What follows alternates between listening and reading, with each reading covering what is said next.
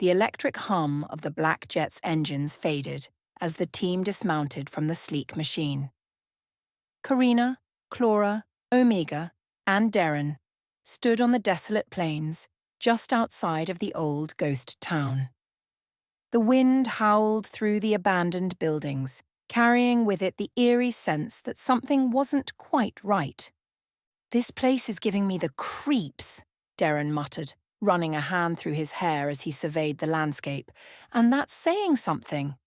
Clora smirked, adjusting her rifle as Omega padded silently beside her. "Stay sharp. Black Dawn is here, and they won't be expecting a friendly visit." Karina moved forward, her eyes sharp as she scanned the perimeter. "Let's move. We take them down fast and quiet. No need to stir up unnecessary attention." The group spread out, moving stealthily through the dilapidated structures. The sun was setting, casting long shadows that only added to the ominous feeling in the air. Omega's ears twitched, picking up on the faint sounds of movement ahead. The dire wolf let out a low growl, signaling that they were not alone. Clora held up her hand, signaling the others to halt. "They're close," she whispered. In the distance, they could see a group of Black Dawn soldiers patrolling near an old warehouse. Their black armor glinted in the fading light, and their weapons were at the ready. Karina crouched beside Clora, drawing her sword silently. "We hit them hard and fast. No mistakes." Derren rolled his shoulders, his trademark sarcasm already bubbling up. "Let's get this over with. I didn't sign up for a sunset stroll." The plan was simple. Strike first, take them out before they could sound an alarm. Clora nodded to Omega, who darted forward, a shadow in the wind. The dire wolf pounced on the first guard, taking him down without a sound. Karina and Clora followed closely behind, their weapons flashing in the fading light, as they engaged the Black Dawn operatives with deadly precision. The fight was intense but brief. Derren, standing back with his shotgun ready, couldn't resist a quip as Clora and Karina tore through the enemies. "Remind me never to get on your bad sides," Derren said, firing off a shot that took down a soldier who had managed to slip past the initial onslaught. Within minutes, the Black Dawn soldiers lay defeated, their bodies crumpled in the dirt. The team stood in the aftermath, catching their breath. "Well, that was easy," Derren said, loading his shotgun. "Now what?" "We searched the area," Karina replied, wiping her blade on the sleeve of one of the fallen enemies. "There has to be something here they're protecting." The team fanned out, carefully combing through the warehouse and surrounding buildings. After a few moments of searching, Derren's voice called out from inside a crumbling structure. "Hey, you all might want to take a look at this." Clora and Karina rushed over to where Derren was crouched, staring at something on the ground. When they reached him, they saw what had caught his attention. 3 large eggs, each about the size of a football, nestled in a makeshift nest of old blankets and debris. "What the hell are those?" Derren asked, his tone wary. "Please tell me they're just really big bird eggs." Karina knelt beside the eggs, her brow furrowing. "They're definitely not from any bird I've seen." Clora stepped closer, her eyes narrowing. "These are unusual, and definitely not something Black Dawn should have." Derren sighed, rubbing the back of his neck. "Fantastic, just what we need. Giant mystery eggs." "Let's take them back to Aeliana," Karina suggested. "She might be able to tell us what they are." As they carefully collected the eggs and began to make their way back to the jet, the ground beneath them suddenly trembled. Omega growled, his hackles rising as the air around them grew heavy with a sense of impending danger. "What now?" Derren muttered, his shotgun at the ready. Without warning, the sky darkened as a massive shadow loomed overhead. The team barely had time to react before a large, dragon-like demon descended from the sky, its wings beating the air with a deafening roar. Its scales glinted like black steel, and its red eyes burned with malevolent fury. "Seriously?" Derren shouted, his voice dripping with sarcasm as he backed up. "A dragon? A freaking dragon? You all didn't tell me we'd be fighting dragons." The demon lunged at them. its massive jaws snapping dangerously close to Clora as she dodged out of the way. Omega leaped at the creature, tearing at its legs with fierce growls. Karina swung her blade with deadly precision, but the demon's scales were thick, deflecting the blows with ease. "Keep it distracted!" Clora yelled, loading her rifle with specialized rounds. "I'll take it down!" Derren fired his shotgun, but the dragon barely flinched. "Yeah, I'm starting to see why this wasn't part of the briefing." The demon's tail whipped through the air, catching Karina off guard and sending her sprawling into the dirt. She rolled to her feet, her sword gleaming with enchantments, as she prepared for another strike. Omega lunged at the demon's neck, trying to tear at its vulnerable spots, but the dragon reared back, breathing fire that singed the edges of the battlefield. Clora fired a shot directly into the dragon's wing, causing the beast to screech in pain. "Now! Attack the wing!" she ordered. Karina surged forward, slashing at the weakened wing, while Omega and Derren provided cover.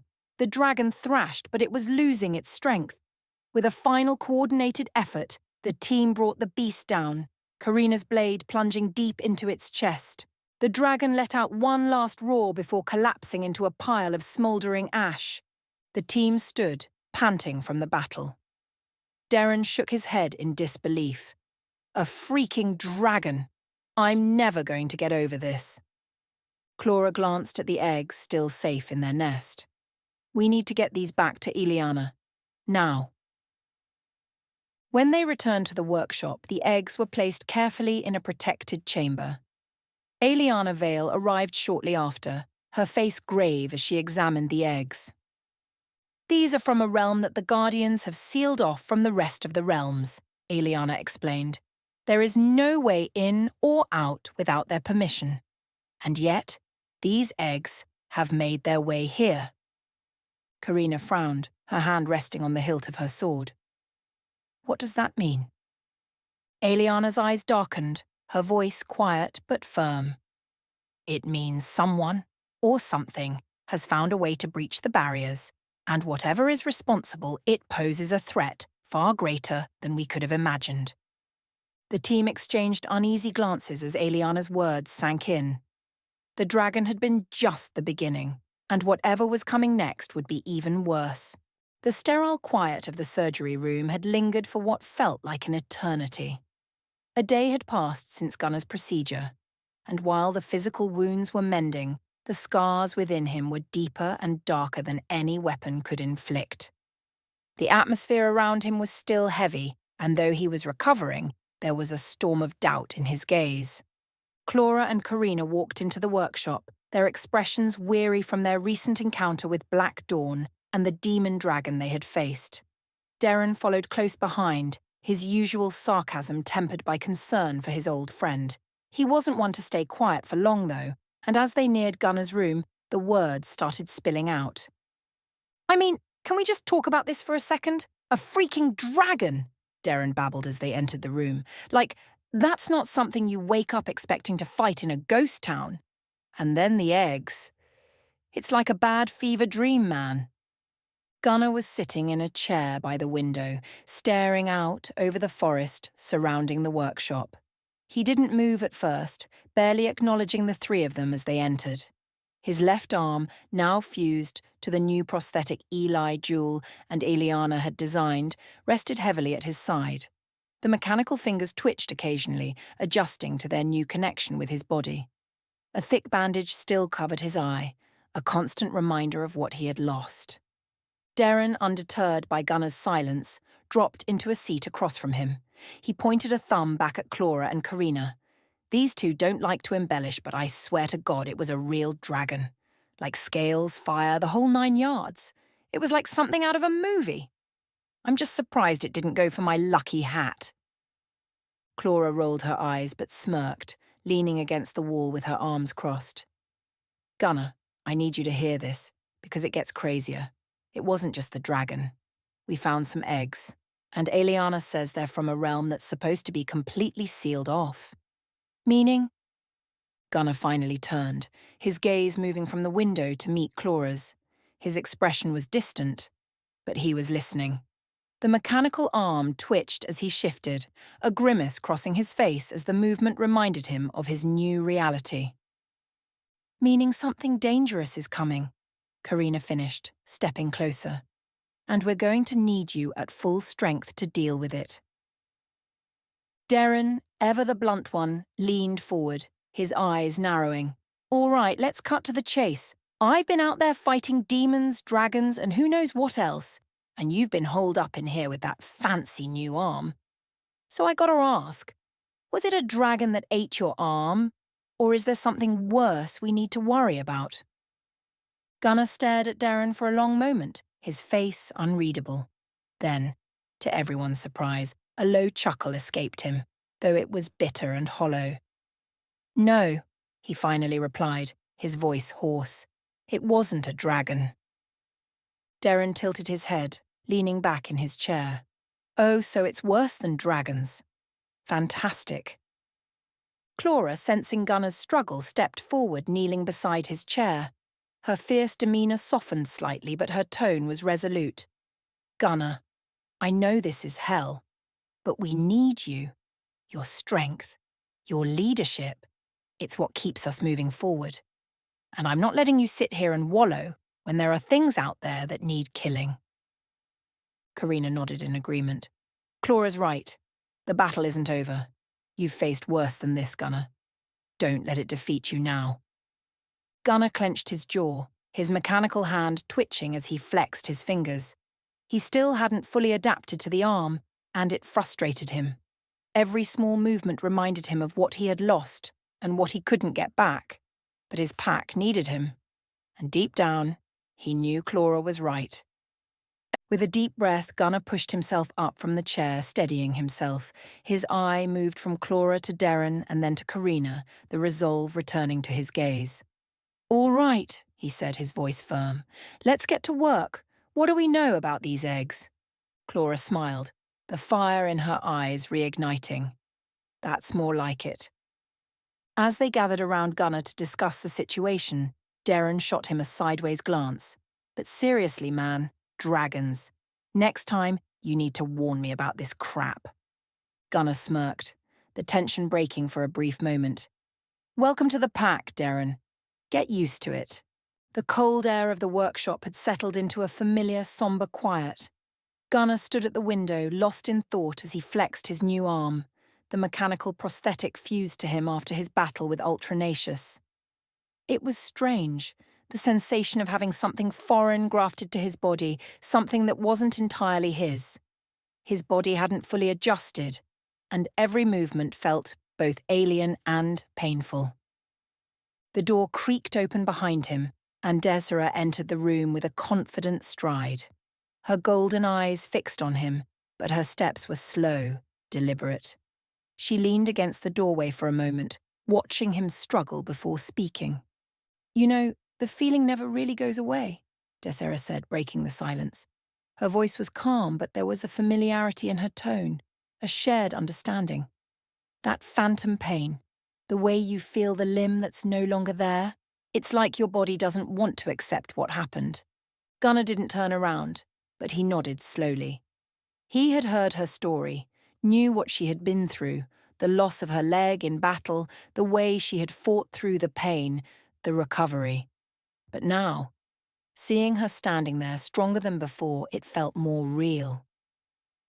You got through it, Gunnar muttered, more to himself than to her. I had to, Desiree replied, stepping closer. And so do you. She motioned for him to follow her, and though he hesitated for a moment, he eventually pushed away from the window. The new arm still felt heavy, cumbersome, but he wasn't about to let it break him. Together they walked down the hall toward the training room, where the others were waiting. Inside the training room, the air was thick with anticipation. Desiree led Gunnar to the center of the space where various weapons were laid out, and training dummies stood at the ready. She turned to face him, her expression serious. When I first got my leg, she began, tapping her prosthetic gently with the side of her boot, I couldn't move right. My balance was off, my strength wasn't the same. But you know what I realized? Gunnar watched her closely, his good eye narrowing. It wasn't about getting back to where I was, she continued. It was about finding a new way. This arm of yours, she gestured to his mechanical limb, isn't just a replacement. It's an extension of you now. You need to stop fighting it and learn how to use it. Desera stepped back and raised her hands, taking a defensive stance. So, let's see what you've got. Show me what this arm can do. Gunnar scowled at first, unsure of himself. His hesitation lingered, but then, with a deep breath, he raised the arm and activated its systems. The mechanical joints whirred softly, adjusting as he flexed his fingers. He threw the first punch, but it was slow, awkward, missing its mark by a wide margin.